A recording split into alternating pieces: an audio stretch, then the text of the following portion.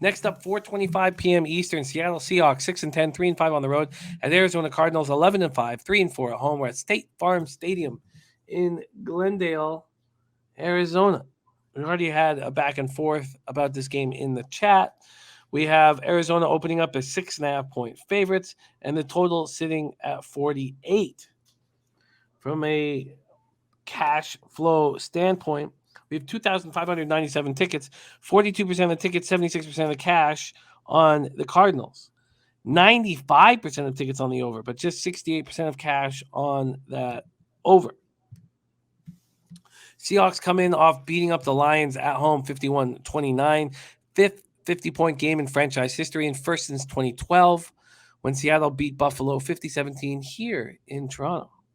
Seattle was up 31-7 at the half. Russell Wilson was 28-29 for 236 yards, 4 touchdowns, no picks. DK Metcalf caught 6 passes for 63 yards and 3 touchdowns. Freddie Swain caught 2 passes for 65 yards. Rashad Penny was rolling, 25 carries for a career high 170 yards and 2 touchdowns. He has 481 yards rushing over the past 4 weeks. 0 sacks, but did get 5 quarterback hits. DJ Reed had 2 picks. Ugo Amadi had 1. And Bobby Wagner suffered a sprained knee. He's diagnosed with sprains to the MCL and PCL in his knee. Shouldn't require surgery, but will not be in this game on Sunday. Cornerback John Reed's in concussion protocol. Tight end Will Dissly is questionable with a heel injury. Carlos Dunlap, questionable with an ankle injury. He's going to try to play.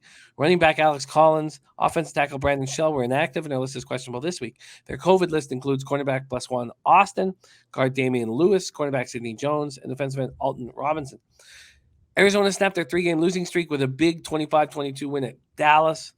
We were on Cardinals. It was nice and easy. Cardinals reached 25 points for just the second time in 7 games. Kyler Murray continued his dominance in his hometown. 8-0 as a starter in the Cowboys' home, most of that game as a high schooler. He finished 26 of 38 for 263 yards, 2 touchdowns, no picks. Christian Kirk caught 6 passes for 79 yards. A.J. Green caught 3 for 74. Antoine Wesley continued rolling. 4 catches for 30 yards, 2 touchdowns. He has Arizona's last 3 touchdowns. Chase Edmonds had 18 carries for 53 yards and caught 5 passes for 29 yards. The defense kept Dallas off balance and completely shut down their ground attack. Dallas finished with 17 carries for 47 yards. Cardinals had 1 sack, 6 quarterback hits. And they have said that DeAndre Hopkins will return if the Cardinals advance to the NFC Championship game. Linebackers Marcus Golden and Devon Kennard and offensive tackle DJ Humphries are on the COVID list. Running back James Conner, tight end Demetrius Harris, defensive end Jordan Phillips, wide receiver Mondale Moore, and quarterback Marco Wilson were inactive last week and are listed as questionable this week. Should the Cardinals be 6.5 points favorites here in the final game of the year for the Seahawks?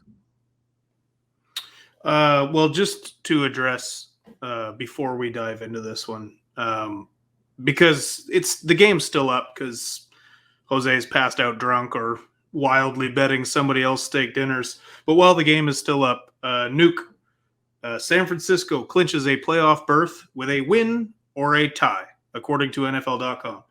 New Orleans, or scenario number 2, New Orleans loses or ties. So yes, a tie does in fact get the 49ers into the playoffs. As for this game, I think it's too many points to give Arizona against a division rival listen, I said I wanted to sit back and see what Seattle would do being mathematically eliminated. Yes, they were playing Boyle and the lowly Detroit Lions, but they put up 51 points. And I think they would love to fuck with Arizona here. So I think I might take Seattle with the points here. It feels like a letdown spot for the Cards here. Can they move up? Oh, yes. If they win and the Rams lose, they can still take the division. Oh, wow. Oh, wait. Hang on. I got to check that now. Yeah, the Rams have the division sewn up. No, they have not clinched. The Rams have not clinched the division. I checked that out today. They have not clinched. No. Yeah. Oh, yeah. So, again, this is what Nuke and I were talking about. So, if the Rams win, they'll finish 12.5 wins. Arizona can at best finish with 12 wins. So it does benefit both teams to tie. Are you going to move on these Seahawks? I think I'm going to. I think they love to come out and play spoiler here. Let's see what I can get you here. Let's see what I can get you, Bebsie. Here we go. The Seahawks are plus 6.5 at plus 102, which leads me to believe that this will become a 7 very soon.